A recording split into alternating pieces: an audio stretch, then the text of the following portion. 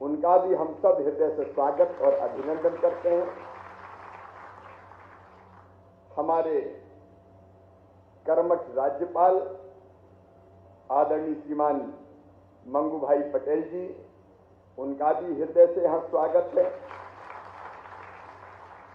मध्य प्रदेश के वित्त मंत्री भाई जगदीश देवड़ा जी, उच्च शिक्षा मंत्री भाई मोहन यादव जी, आयुष के हमारे मंत्री जो आयुष डिपार्टमेंट में ऐसे ही फिट है जैसे अंगूठी में नगीना भाई रामकिशोर कावरे जी, हमारे लोकप्रिय सांसद आदरणीय अनिल फिरोजिया जी, जिन पर हम सबको नाज है, गर्व है, आयुर्वेद के लिए निरंतर जो काम कर रहे हैं, हमारे वैद्य देवेंद्र त्रिगुणा जी, उनका भी मैं हृदय से स्वागत करता हूं।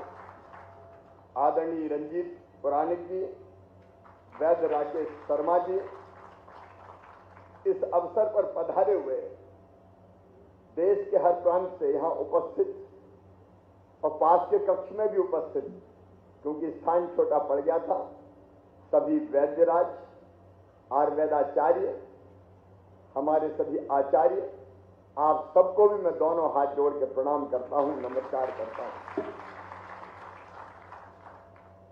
ये महाकाल महाराज की पवित्र धरती उज्जैनी सचमुच में ज्ञान, भक्ति और कर्म का त्रिवेणी संगम यहां होता है।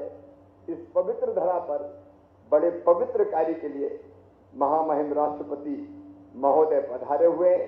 ये ज्ञान की, भक्ति की, कर्म की, वैराग्य की भी भूमि है। ये अद्भुत भूमि है जहां आज नहीं, अनादिकाल से लोक सेवा के कर्मों को प्रेरणा मिलती रही है। इस धरती पर पुनः आप सबका स्वागत है। लेकिन आज मैं औपचारिक कोई भाषण दूं, इसके पहले मुझे अपना बचपन याद आ रहा है। मैं एक छोटे से गांव में पैदा हुआ।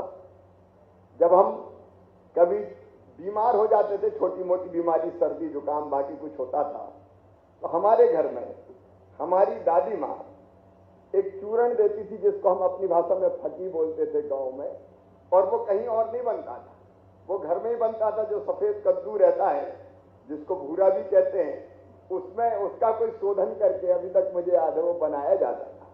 लेकिन अगर बुखार उखार तेज हुआ, कोई और दिक्कत हुई, तो किसी डॉक्टर के पास नहीं जाते थे। वैद्य रघुवीर प्रसाद जी थे जो आते थे, नाड़ी देखते थे।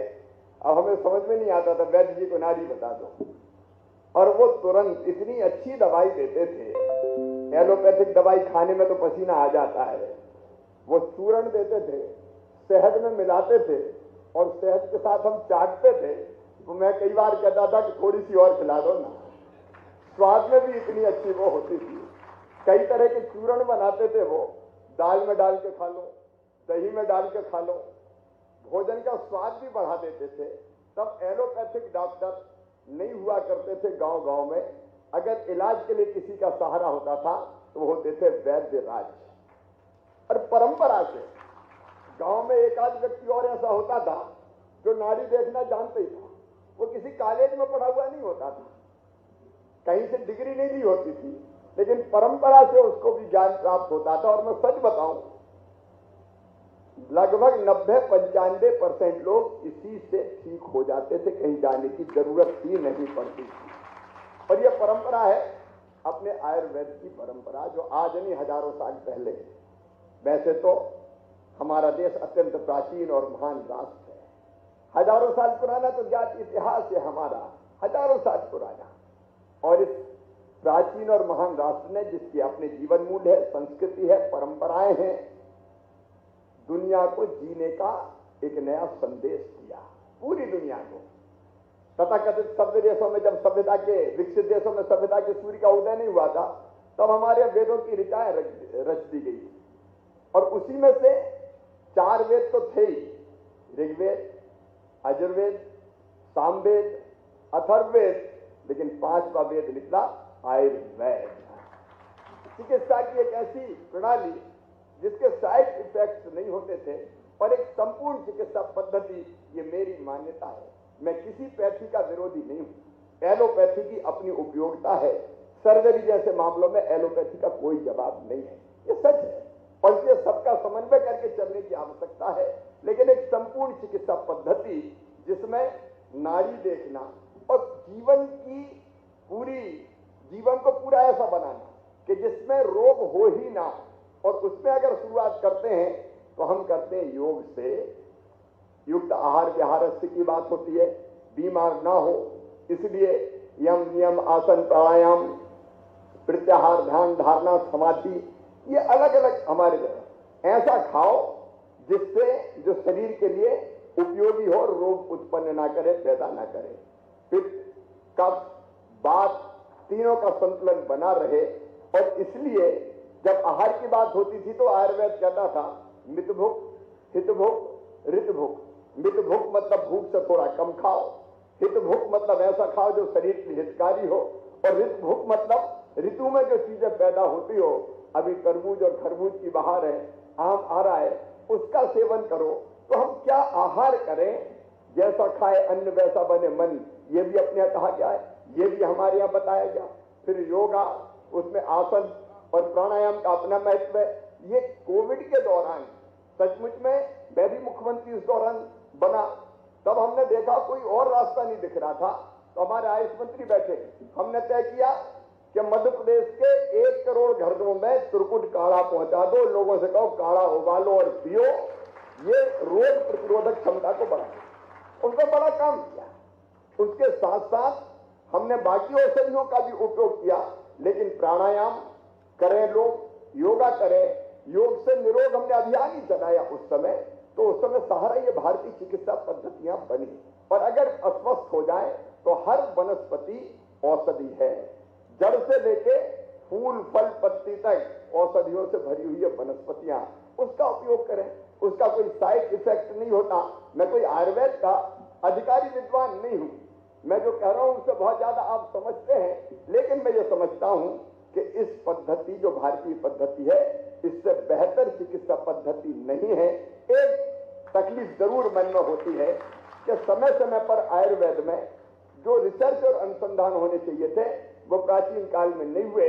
लेकिन आपने बताया अटल जी ने यह परंपरा प्रारंभ की, और हमारे भारत के यशस्वी प्रधानमंत्री श्रीमान नरेंद्र मोदी जी इसको बहुत तेजी से आगे बढ़ाने का काम कर रहे हैं कि जो प्राचीन उपचार की पद्धतियां हैं उनमें रिसर्च हो, शोध हो, अनुसंधान हो। मैं तुलना जी को और आप सबको भी इतना जरूर कहना चाहता हूं, हमारे राष्ट्रपति जी यहां है और सचमुच में भारतीय संस्कृति जीवन मूल्य परंपराओं का प्रचार प्रसार पूरी दुनिया में करके उन्होंने भारत का संदेश पूरी दुनिया को दिया है। उनके सामने कि मध्य प्रदेश में आप जैसा उपयुक्त समझेंगे, आपके निर्देशन और मार्गदर्शन में आयुर्वेद के मामले में रिसर्च का एक बेहतर सेंटर कैसे प्रारंभ किया जा सकता है, आप अगर हमें बताएंगे, गाइड आप करेंगे, मार्गदर्शन आप करेंगे, तो हम उसको प्रारंभ करने में कोई कसर नहीं छोड़ेंगे। लंबी बात करने के बजाय मैं एक बार फिर आपका यहाँ स्वागत करता हूँ। इतना जरूर है कि दुर्गुणा जी ने लगे हाथ मुझे कुछ समस्याओं का भी एक ज्ञापन दे दिया। अब ये कुशलता है कि आयुर्वेद महासम्मेलन भी हो जाए और प्रदेश में आयुर्वेदाचार्यों को, वैद्यों को कोई दिक्कत हो तो उन दिक्कतों की भी चर्चा और बातचीत हो जाए। उन्होंने सबसे बड़ी बात तो वित्त मंत्री के लिए कही है कि बजट आयुष का कम है। अब पहले तो तुलना जी विभाग ही नहीं था, हमने विभाग बनाया, हमने बजट बढ़ाया। अलग अलग जगह हमारे यहाँ भोपाल में वैद्य खुशीलाल जो हमारा आयुर्वेद का जो हमारा चिकित्सालय है इतना बढ़िया चल रहा है कि मैं मतलब वहाँ आउटडोर भी और एडमिट होते थे, पंचकर्म से लेकर दवाइयाँ तक और दवाइयों के निर्माण तक सारा काम होता है। आज महामहिम राष्ट्रपति जी के हाथों यहाँ के भवन का उद्घाटन होने वाला है, लेकिन फिर भी हम आश्वस्त करते हैं आपको जो आवश्यक होगा वो बजट निश्चित रूप से बढ़ाएंगे। ये अपनी पद्धति है जिसको आज दुनिया मान रही है। प्रधानमंत्री जी ने, राष्ट्रपति जी ने दुनिया भर में इसका प्रचार और प्रसार किया है। एक बात आपने बताई कि निजी चिकित्सक जो आयुर्वेद के होते हैं उनको क्लिनिक खोलने के लिए CMHO से अनुमति लेनी पड़ती है। उसके बजाय आपका सुझाव है कि आयुष के अधिकारी ही इस अनुमति को दे दें, तो हम ये व्यवस्था कर देंगे कि आयुष के अधिकारी ही ये अनुमति दे दें।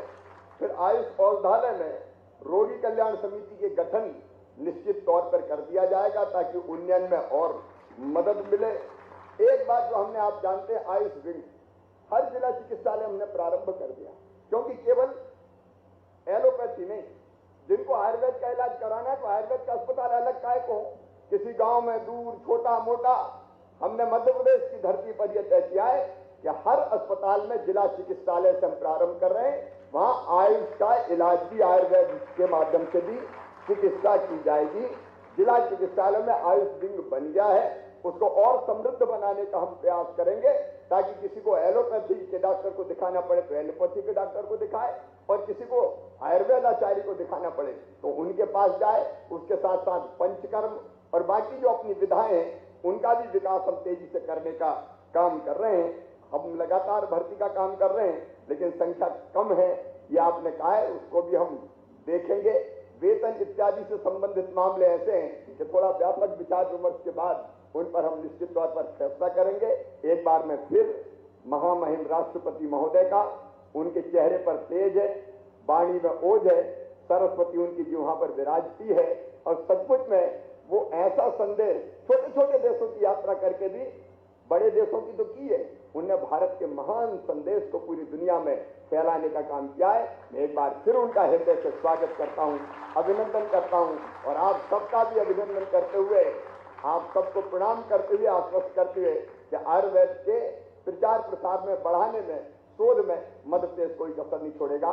मैं अपनी वाणी को विराम देता हूं। बहुत बहुत धन्यवाद, प्रणाम, नमस्कार।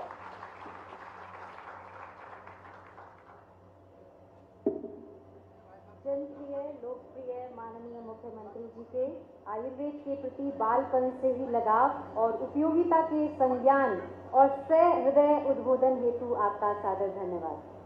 अब मेरा विनम्र अनुरोध राज्यपाल मध्य प्रदेश माननीय श्री मंगू भाई सी पटेल जी से कि आपके वक्तव्य हेतु सादर पधारें।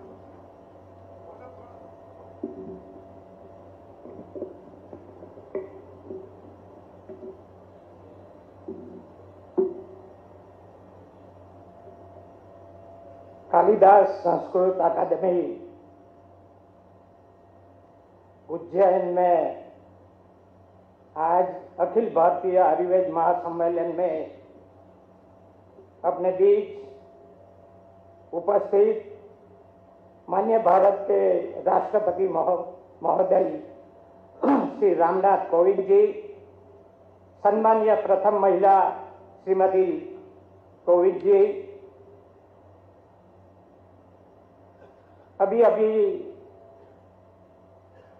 आपने उनको सुना है, ऐसे मध्य प्रदेश के लोकप्रिय मुख्यमंत्री शिवराज सिंह चौहान जी, श्रीमती साधना चौहान जी, वित्त मंत्री जगदीश देवड़ा जी, उच्च शिक्षा एवं सामाजिक न्याय मंत्री मोहन यादव जी, राज्य के आयुष मंत्री राम किशोर जी, सांसद श्री अनिल फिरोजिया जी, अध्यक्ष अखिल भारतीय आयुर्वेद महासम्मेलन वैद्य देवेंद्र चुगड़ा जी, श्री रंजीत पौराणिक जी, वैद्य राकेश शर्मा जी, वैद्य श्री वासुदेव काबरा जी, उपस्थित विधायकगण, आयुर्वेद से जुड़े हुए सभी आचार्य श्रियों, उपस्थित महानुभावों, भाइयों और बहनों, भारतीय आयुर्वेद महासम्मेलन 59 में आप आज शुरू हो रहा है, उस अवसर पर आप सभी को मेरा हार्दिक अभिनंदन है।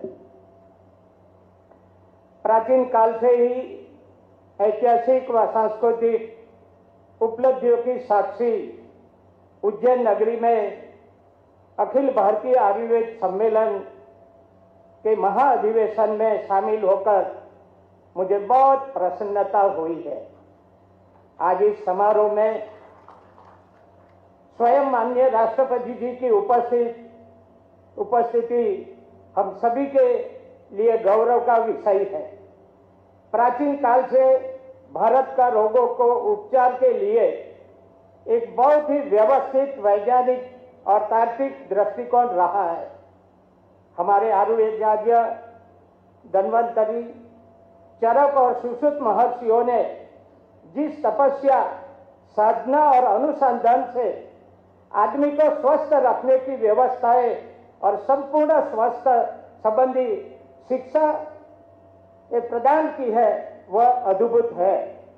दुनिया में प्लास्टिक सर्जरी करने की पद्धति महर्षि सुश्रुत की खोज है। उन्हें इसलिए फादर ऑफ सर्जरी कहा गया है। कोविड महामारी की भयानक स्थिति में जिस प्रकार भारत ने अपनी प्राचीन चिकित्सा पद्धतियों के सहारे कोविड के प्रति लड़ाई को मजबूत बनाया, वो प्रशंसनीय है। आज हम सभी देख रहे हैं, समझ रहे हैं कि आयुर्वेद चिकित्सा पद्धति हमारे स्वास्थ्य के लिए कितनी महत्वपूर्ण है। भारत में आयुर्वेद का विकास भारतीयों के लिए लाभकारी होने का साथ ही आज सारे विश्व की आशाओं का केंद्र भी है। आवश्यकता है कि हमें आयुर्वेद चिकित्सा पद्धति को आधुनिक वैज्ञानिक चिकित्सा पद्धति के अनुरूप अनुसंधात्मक प्रामाणिकता प्रदान की जाए। आयुर्वेद को वैज्ञानिक प्रतिदर्शों से समझाने और मानकीकरण के लिए क्लिनिकल प्रयोगों की चुनौतियों को आगे बढ़कर स्वीकार किया जाए। आयुर्वेद के परंपरागत ज्ञान, शोध, अनुसंधान को आधुनिक में वैज्ञानिक विश्लेषण के साथ समाज के सामने लाया जाए। आज भी कई आयुर्वेदाचार्य पारंपरिक रूप से अपने निजी चिकित्सालय में कई बीमारियों के इलाज में अत्यंत प्रभावकारी फॉर्मूला का निर्माण करते हैं। जन कल्याण के लिए उनके ज्ञान का संग्रह और उसका वैज्ञानिक विश्लेषण कर प्रसारित किया जाना चाहिए। हमारे जनजातीय वर्ग के पास जड़ी बूटियों के परंपरागत ज्ञान का अद्भुत खजाना है। ऐसे अनेक लोगों के जिन्हें वनों में मिलने वाली जड़ी बूटियों के अंदर की औषधीय ताकत की पहचान है। हम सब हमारे आदिवासी विस्तार में तो कभी कभी बच्चा उसको स्कूल नहीं जाना है तो बोलते हैं माँ बाप को, आज मेरे को बहुत पेट में दुखता है, मैं नहीं जा पाऊंगा। टेम्परेचर हो तो माप सकते हैं, मगर पेट में दुखता है तो कैसे मापेंगे। मगर पूर्वजों ने ऐसा बनाया है कि नीम का जो पेड़ है उसकी जो छाल आती है, चमड़ी बोलते हैं, उसको लाकर घुटकर पानी में पिला दे तो बच्चे का पेट का दर्द चला जाता। अगर खांसी हो तो आदिवासी एरिया में तो क्या होता है, आप देखो अदूषा करके पेड़ है, अदरक देखो, और दूध में मिलाकर आप किसी भी खांसी हो और जो मिलाकर पिला गया तो चला जाता है खांसी। आज के जमाने में लाओ ग्लाइकोडिन, लाओ 44, ऐसे करके अपन, मगर जो आयुर्वेद की जो महत्व है अभी सभी को समझ में बहुत आया है। मैं समझता हूँ कि ये सम्मेलन बहुत रोगों को ऐसे आयुर्वेद से अपने को उसमें से कोई न कोई परिणाम मिलेंगे। आदिवासी में सिकल सेल है, सिकल सेल अभी तक क्योरेबल नहीं है, मगर मैं समझता हूं कि आयुर्वेद का जो फैलावा हो रहा है, आयुष मंत्री के विभाग में भी इनका गांव में एक सम्मेलन में गया, वहां कई स्टॉल लगे थे आयुर्वेद वाले, होम्योपैथिक वाले। मैं समझता हूं कि जो क्योरेबल नहीं है अभी तक सिकल सेल, मैं समझता हूं कि आयुर्वेद होम्योपैथिक में ज्यादा अपन जाएंगे तो उनको भी ऐसा होगा कि सिकल सेल भी हम अनुवांशिक रोग है, मगर उसमें भी सफलता हमको आगे जाकर मिलेगी, ऐसा मेरा पूरा विश्वास आज दर्ज होता है। उनके पारंपरिक ज्ञान को सहजकर जिस मेडिकल साइंस को दुनिया समझती है उसमें प्रस्तुत करना और उसका विश्व बाजार में कैसे उपयोग हो सकता है, इस दिशा में चिंतन किया जाना चाहिए। आयुर्वेद केवल चिकित्सा प्रणाली नहीं, अपितु एक जीवन दर्शन है जो स्वस्थ जीवन के लिए प्रकृति के तत्वों को और मानव शरीर के त्रिदोषों को बीच एक उचित संतुलन पर आधारित है। आयुर्वेद की इस रोग निवारक जीवन शैली के प्रसार का दायित्व आयुर्वेदाचार्य को ग्रहण करना बहुत जरूरी हो गया है।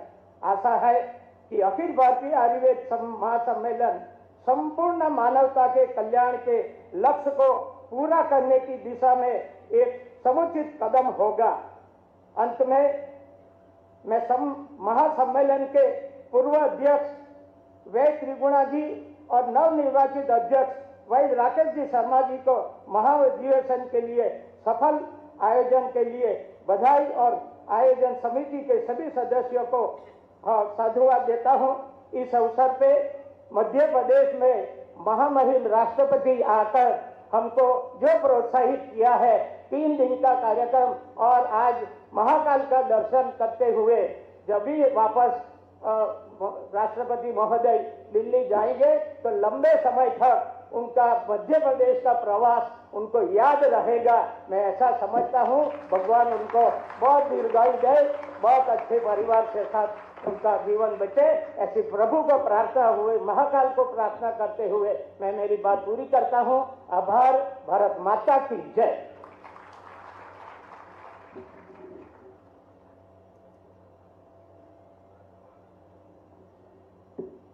आयुर्वेद को समर्पित आपके प्रेरक उद्बोधन हेतु सादर धन्यवाद माननीय। और अब ये समय है आजीवन उपलब्धि पुरस्कार देने का, लाइफ टाइम अचीवमेंट अवार्ड। और आज ये लाइफ टाइम अचीवमेंट अवार्ड दिया जाता है पद्मश्री पद्म भूषण वैद्य देवेंद्र त्रिगुणा जी को। स्तंभ के रूप में आयुर्वेद को पूर्ण रूपेण समर्पित व्यक्तित्व के रूप में प्रतिष्ठित है। मेरा सविनय आग्रह है मुख्यमंत्री मध्य प्रदेश माननीय श्री शिवराज सिंह चौहान जी से कि कृपया अवार्ड दें। विश्व विख्यात आयुर्वेद की पूज्य विभूति पद्म विभूषण पद्म भूषण वैद्य बृहस्पति देव त्रिगुणा जी के पुत्र वैद्य देवेंद्र त्रिगुणा जी प्रारंभ से ही पिता तुल्य सफल चिकित्सक की छवि के साथ देश में ही नहीं विदेशों तक उनका यश फैला। चिकित्सा के अतिरिक्त आयुर्वेद के सर्वांगीण विकास, चाहे आयुर्वेद संस्थानों की स्थापना में आपका अनुपम योगदान है। आयुर्वेद के पृथक विभाग की संकल्पना से लेकर आयुष मंत्रालय बनने तक की परिकल्पना में आपका सर्वविदित अतुल्य योगदान है। आयुर्वेद की प्रगति हेतु निस्वार्थ भाव से दृढ़ संकल्पित हो आपके द्वारा किए गए अतुल्य कार्यों को देखते हुए आपको आजीवन पुरस्कार देते हुए हमें हर्ष और गौरव का अनुभव हो रहा है। धन्यवाद माननीय। और अब समय है आयुर्वेद महर्षि सम्मान से विभूषित किए जाने का। मैं पुनः मुख्यमंत्री महोदय से अनुरोध करूंगी कि ये सम्मान प्रदान करें। इस श्रृंखला में प्रथम नाम उद्घोषित करती हूँ प्रोफेसर वैद्य बनवारी लाल गौड़ जी। 56 वर्षों से आयुर्वेद की शिक्षा, अनुसंधान एवं प्रशासन के क्षेत्र में अपनी सेवाएं देते रहे। आप राष्ट्रीय आयुर्वेद संस्थान जयपुर में अनेक वर्षों तक प्रोफेसर और निदेशक रहे। आयुर्वेद विश्वविद्यालय जोधपुर में कुलपति रहे। 31 पुस्तकों और 650 से अधिक शोध पत्र लिखे। चरक संहिता की एशियन हिंदी टीका के मुख्य अनुवादक व वर्तमान में आयुर्वेद महासम्मेलन की प्रतिष्ठित पत्रिका के प्रधान संपादक के रूप में सेवारत हैं। अनेकों सम्मानों से विभूषित आयुर्वेद क्षेत्र में आपके योगदान को देखते हुए आपको आयुर्वेद महर्षि की मानद उपाधि से अलंकृत किया जाता है।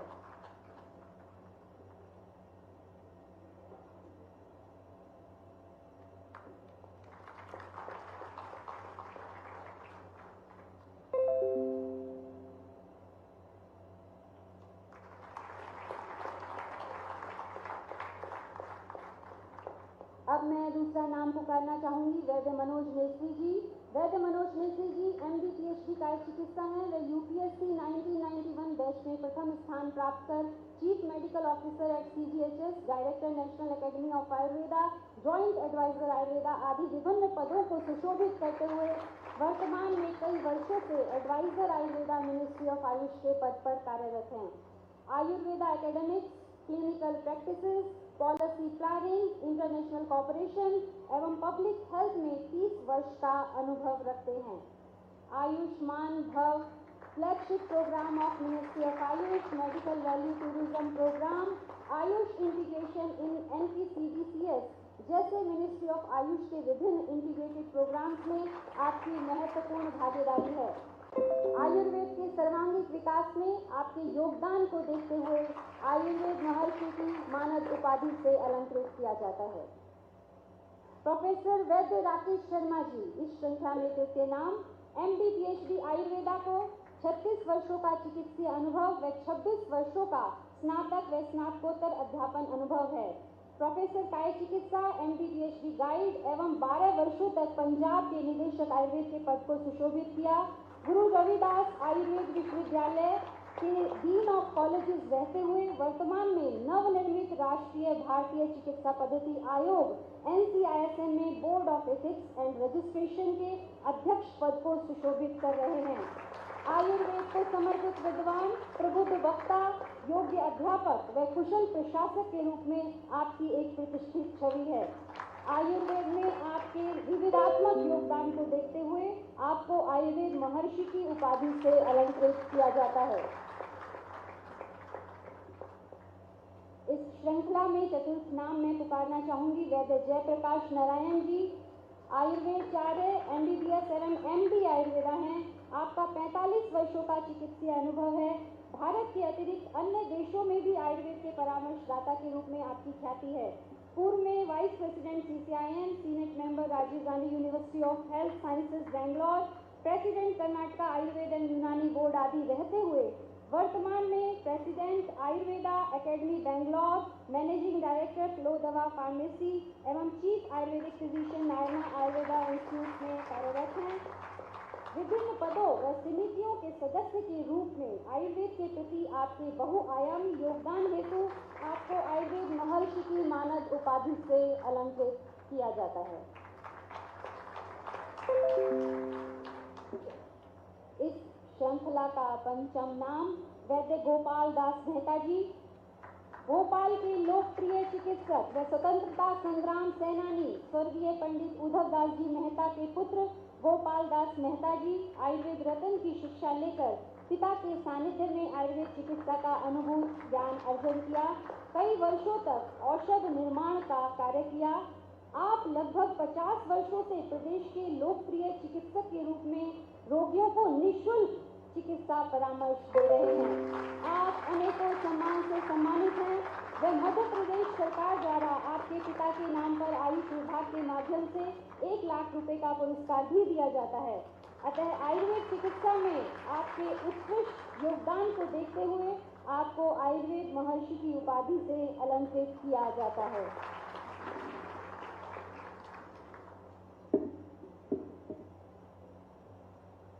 माननीय मुख्यमंत्री जी का बहुत बहुत आभार। और अब कार्यक्रम को आगे बढ़ाते हुए समय है आयुर्वेद महासम्मेलन द्वारा प्रकाशित स्मारिका अमृत कुंभ के विमोचन का। मैं आमंत्रित करती हूँ डॉक्टर विनोद बैरागी जी एवं डॉक्टर लोकेश जोशी जी को कि कृपया माननीय राज्यपाल मध्य प्रदेश जी के कर कमलों से स्मारिका का विमोचन करने हेतु पधारे। एवं मेरा सविनय अनुरोध माननीय राज्यपाल जी से कि इसकी प्रथम प्रति माननीय राष्ट्रपति जी को भी भेंट करें।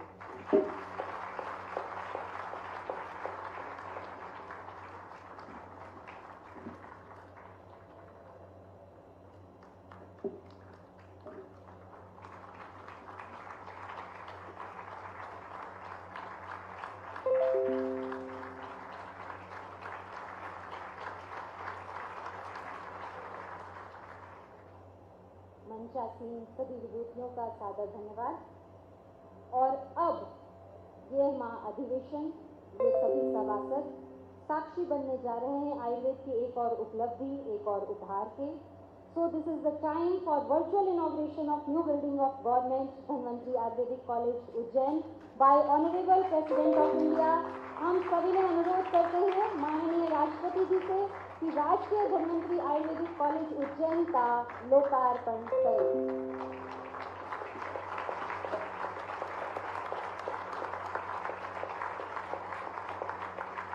शासकीय धन्वंतरी आयुर्वेदिक कॉलेज चिकित्सा महाविद्यालय 50 वर्षों से उज्जैन में आयुर्वेद के स्नातक, स्नातकोत्तर, BMS, MD एवं PhD पाठ्यक्रम संचालित कर रहा है।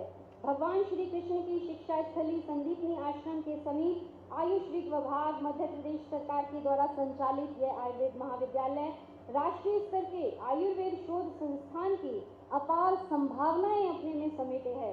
आज इसके नवनिर्मित भवन का माननीय राष्ट्रपति जी के कर कमलों से लोकार्पण एक ऐतिहासिक क्षण है और हम सभी इसके साक्षी हैं।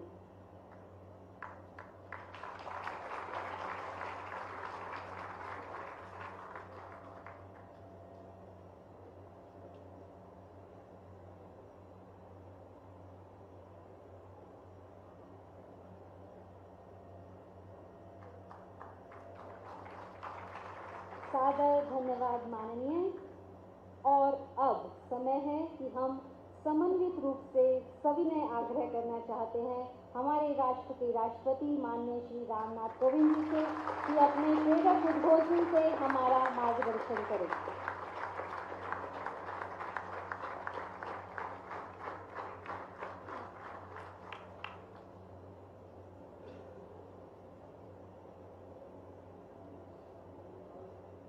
अखिल भारतीय आयुर्वेद महासम्मेलन के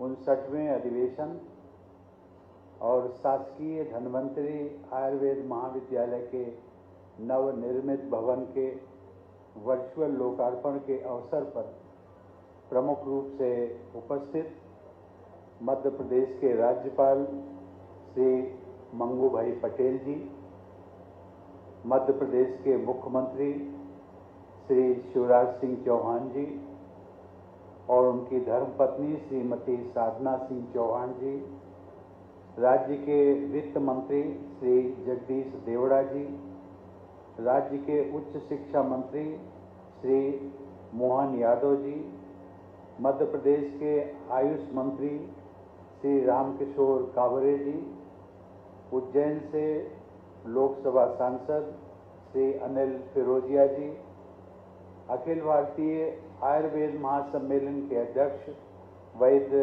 देवेंद्र त्रिगुणा जी, ट्रस्टी श्री रंजीत पुराणिक जी, प्रांतीय अध्यक्ष श्री वासुदेव काबरा जी, NCIM के अध्यक्ष वैद्य राकेश शर्मा जी, इस सभागार में उपस्थित वैद्यगण एवं अन्य महानुभाव, देवियों और सज्जनों, भारतीय संस्कृति की अनुपम धरोहर और भारत की प्राचीनतम नगरियों में एक नगरी उज्जैनी में आयोजित अखिल भारतीय आयुर्वेद महासम्मेलन के 59वें महाधिवेशन में आप सबके बीच आकर मुझे बहुत प्रसन्नता हो रही है। ये उज्जैन ऐसा नगर है जिसमें कि मेरी पुरानी बहुत सारी स्मृतियाँ जुड़ी हुई और मुझे याद है शायद 30-35 साल पहले कभी कभी मैं आता था तो यहाँ पर एक सप्ताह 15-15 दिनों तक रहता था। यहाँ की उज्जैन की गलियों से मैं बहुत पूरी तरह वाकिफ भी हूँ। आज मुझे आने का सौभाग्य मिला, इसलिए मैं इस आयुर्वेद महासम्मेलन के आयोजकों को बहुत बहुत बधाई देता हूँ।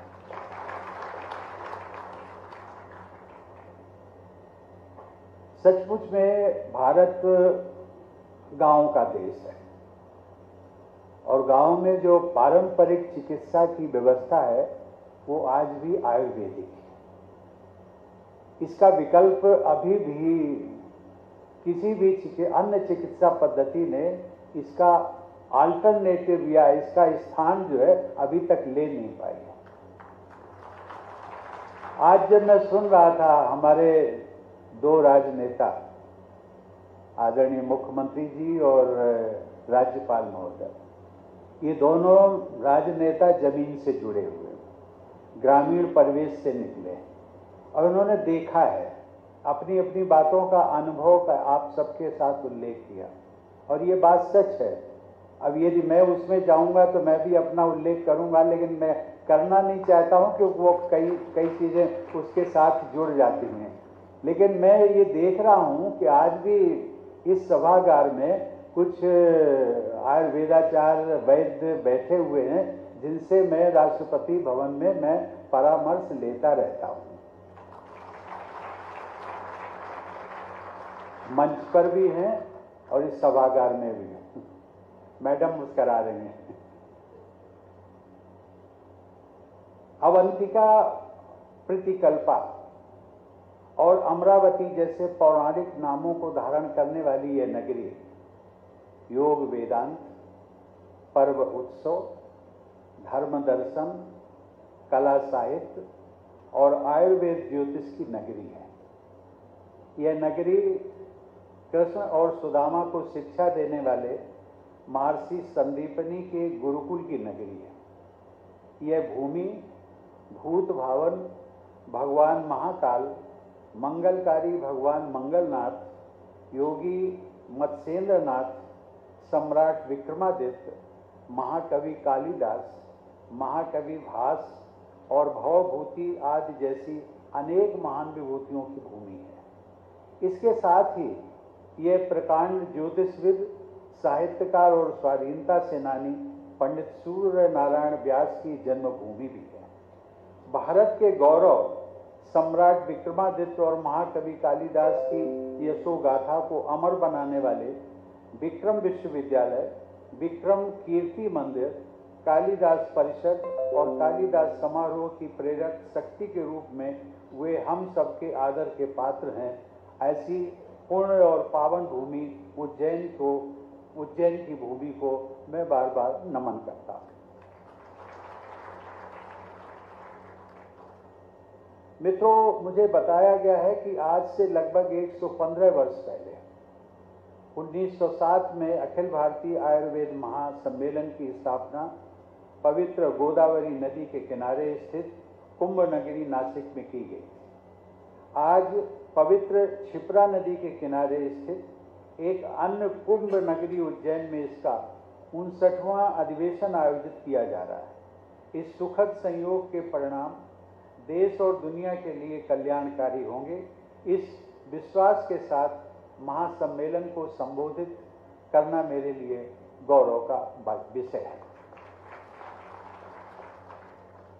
हम सबको यह स्मरण रखना चाहिए कि भारतीय संस्कृति की एक अमूल्य धरोहर को लोकप्रिय बनाने के लिए कार्यरत इस संस्था की स्थापना एवं विस्तार में श्री शंकरदाजी पदे, महामना मदन मोहन मालवीय, कोचीन नरेश श्री राम वर्मा और श्री बृहस्पति देव त्रिगुणा जैसे मनुष्यों ने अपना अमूल्य योगदान दिया है। महासम्मेलन को मेरे पूर्ववर्ती राष्ट्रपति ज्ञानी जेल सिंह और श्री प्रणब मुखर्जी तथा यशस्वी पूर्व प्रधानमंत्री स्वर्गीय श्री अटल बिहारी वाजपेयी सहित अनेक महानुभावों का सानिध्य एवं मार्गदर्शन प्राप्त हुआ है। देवियों और सज्जनों, मुझे जानकर हर्ष हुआ कि अपने स्थापना काल से ही यह महासम्मेलन आयुर्वेद विज्ञान को भारत की राष्ट्रीय चिकित्सा पद्धति बनाने के लिए कार्य करता रहा है। संस्था के प्रयासों के परिणाम स्वरूप देश में कई महत्वपूर्ण राष्ट्रीय संस्थानों की स्थापना की गई। मुझे बताया गया है कि श्री बृहस्पति देव त्रिगुणा सहित अनेक आयुर्वेद विद्वानों ने विदेशों में भी आयुर्वेद के प्रचार प्रसार में महत्वपूर्ण भूमिका निभाई है। ये जानकर गौरव होता है कि वर्तमान में मॉरिशस सहित विश्व के लगभग 20 देशों में आयुर्वेद में अनुसंधान किया जा रहा है। भारत सरकार ने समय समय पर भारतीय चिकित्सा पद्धतियों के संरक्षण और संवर्धन के लिए अनेक उपाय किए हैं, परंतु वर्ष 2014 में पृथक आयुष मंत्रालय की स्थापना के बाद इस कार्य में और भी तेजी आई है। भारत सरकार से संबंधित विभिन्न अनुसंधान परिषदों, राष्ट्रीय आयुर्वेद विद्यापीठ, राष्ट्रीय आयुर्वेद संस्थान, अखिल भारतीय आयुर्वेद संस्थान, आदि संस्थाओं द्वारा आयुर्वेद के क्षेत्र में उल्लेखनीय कार्य किए गए हैं। इसके लिए मैं भारत सरकार के आयुष मंत्रालय को बधाई देता हूं। देवियों और सज्जनों, मध्य प्रदेश के मुख्यमंत्री श्री शिवराज सिंह चौहान ने योग एवं भारतीय चिकित्सा पद्धतियों में सदैव विशेष रुचि प्रदर्शित की है। इस सम्मेलन के आयोजन में और शासकीय धन्वंतरी आयुर्वेद महाविद्यालय के आधुनिक भवन के निर्माण में भी प्रदेश सरकार का पूरा योगदान रहा है। कल भोपाल में स्वास्थ्य क्षेत्र की अनेक परियोजनाओं के शिलान्यास और लोकार्पण का भी अवसर मुझे प्राप्त हुआ। चिकित्सा सुविधाओं की उपलब्धता बढ़ाने की दृष्टि से किए जा रहे इन सभी प्रयासों को देखकर यह विश्वास मजबूत होता है कि राज्य में राज्यपाल श्री मंगू भाई पटेल के मार्गदर्शन और मुख्यमंत्री श्री शिवराज सिंह जी चौहान के नेतृत्व में चिकित्सा सुविधाओं को मध्य प्रदेश में लगातार संबल मिलता रहेगा और यह प्रदेश आयुर्वेदिक चिकित्सा का भी पसंदीदा गंतव्य बनेगा। ये बात मैं इसलिए कह रहा हूँ, कोई भी राजनेता अपने उद्बोधन के दौरान बहुत सारी चीज़ों को स्वेच्छा से स्वीकृत करना और आपसे पूछना कि आपको क्या ज़रूरत है। वो चाहते हैं कि प्रदेश में आयुर्वेद का एक गंतव्य, एक डेस्टिनेशन बने। उससे ये बहुत कम राजनेताओं में बात होती है और उसको उन्होंने पूछा। मैं इसलिए चाहता हूँ कि आप सब लोग मिलकर के वाकई में मध्य प्रदेश को एक इंडिया का एक आयुर्वेद सेंटर यदि स्थापित करने में मदद करें तो उसमें उसका क्रेडिट आपको भी जाएगा और मध्य प्रदेश सरकार को भी जाएगा। देवियों और सज्जनों, विश्व भर में अनेक चिकित्सा पद्धतियां प्रचलित हैं, परंतु आयुर्वेद इन सबसे अलग है। आयुर्वेद का अर्थ है साइंस ऑफ लाइफ, अर्थात आयु का विज्ञान। विश्व में प्रचलित अनेक चिकित्सा पद्धतियों के साथ पैथी शब्द जुड़ा होता है।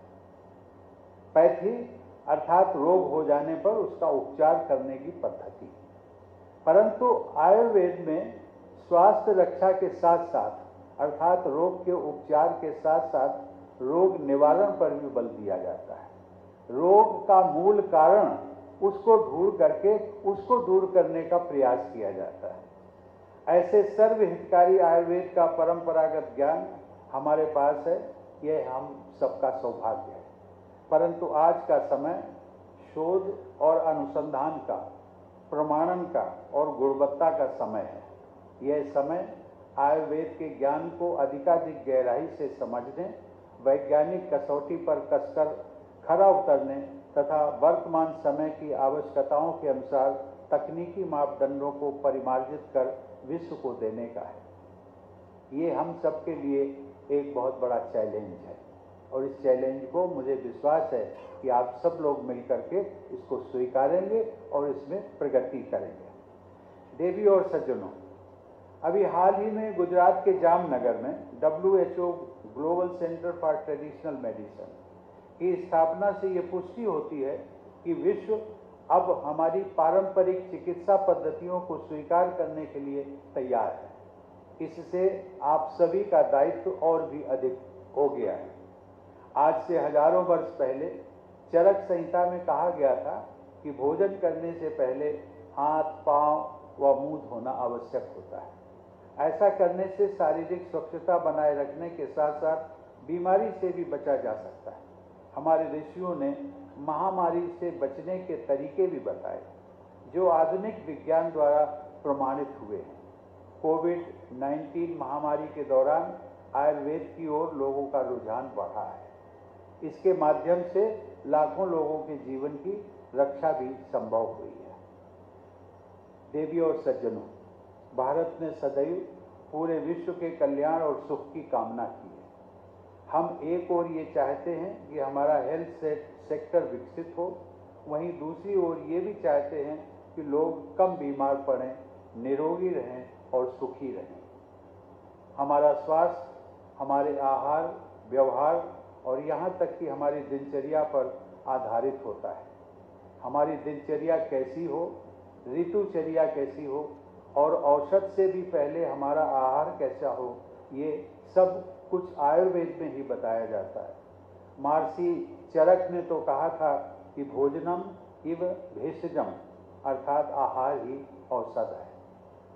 मेरे ध्यान में आया है कि अधिवेशन के दौरान आपका पिछले 2 दिनों से ये सम्मेलन की कार्रवाई चल रही थी।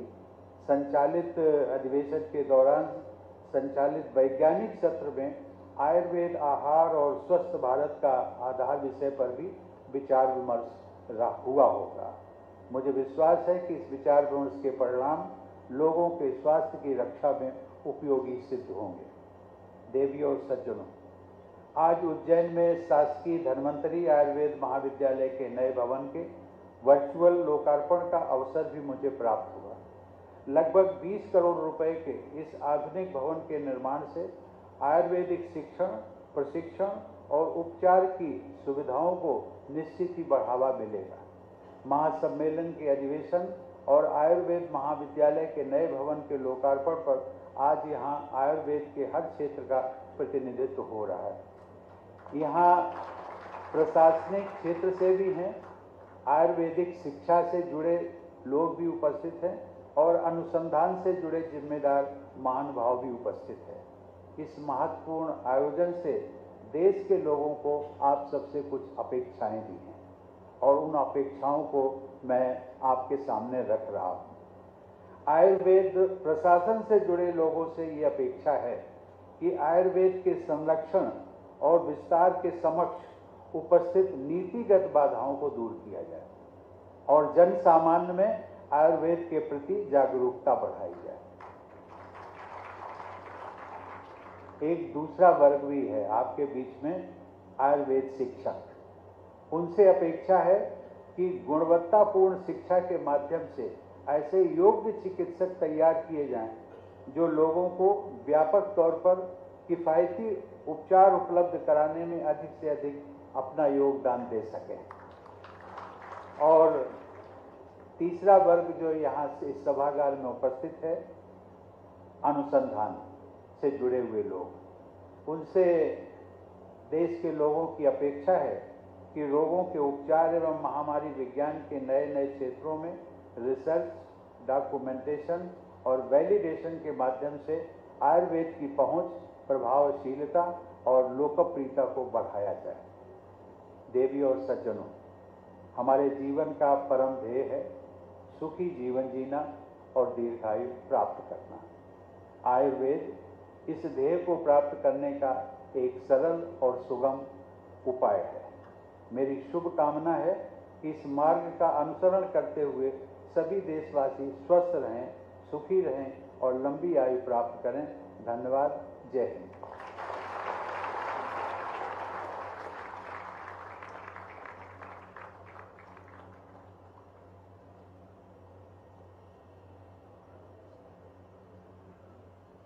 आपके प्रेरक उद्बोधन से हम सभी अनुग्रहित हैं माननीय। और कार्यक्रम के अंत में मेरा अनुरोध श्री रंजीत पुराणिक जी, मैनेजिंग डायरेक्टर दूध पापेश्वर से, कि धन्यवाद ज्ञापन देकर कृतज्ञता अभिव्यक्त करें।